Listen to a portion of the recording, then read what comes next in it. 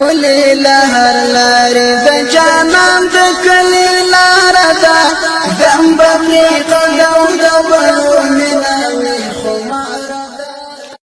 السلام علیکم ورحمت الله وبرکاته. محب الله حبیبی له دوبۍ نه سلامونه رالیږلي او د سلام نه یې وروسته لیکلي چې زه یوه پوښتنه لرم. پوښتنه مې دا ده چې ما موټر په کمپني کې داخل کړی دی او هغه کمپني ما ته د میاشتې 8000 درهم راکوي. په هغې کمپنۍ کې 2 ورځې کار وي، بیا 2 او 3 ورځې کار نه وي، رخصتي وي. آیا زه په رخصتي په ورځو کې په بل ځای کې کار کولی شم په موټر باندې یا نه شم کولی؟ فقهاو لیکلي چې اجیر خاص لپاره د خدمت په اوقاتو کې بل کار یا نور ملازمتونه دا جایز نه دي. په کمپنۍ کې تا موټر داخل کړی، هغه د میاشتې تا ته 8000 درهم درکوي. په دغه 2 ورځو کې یا 3 ورځې کې چې تاسو کار وي، نو په دغه ورځو کې بل ځای کې تا ته کار کول او په دې موټر باندې پیسې لاسته راوړل دا ستا لپاره جایز نه دي، حلالې نه دي. هو که په دغه ورځو کې تا کار ونه که، د کمپنۍ کولی شي چې ستا د تنخوا نه پیسې ورګرځوي تا کسر معاش کې.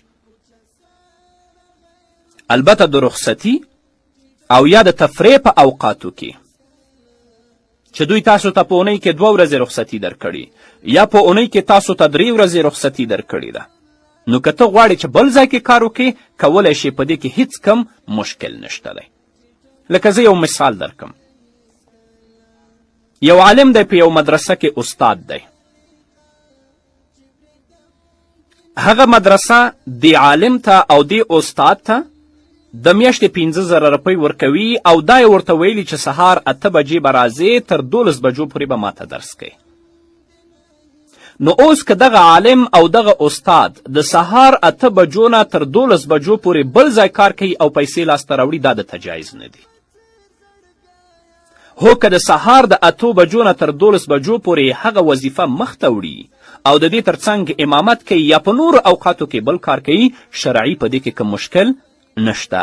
همدا مسئله علامه حسکفي رحمه الله په در مختار کې په 6 جلد کې په 80 صفحه کې او همدارنګه هدایه 3 جلد کې 319 صفحه کې او سلیم رستمباس په شرح مجله کې په 478 او په 478 ماده کې په تفصیل سره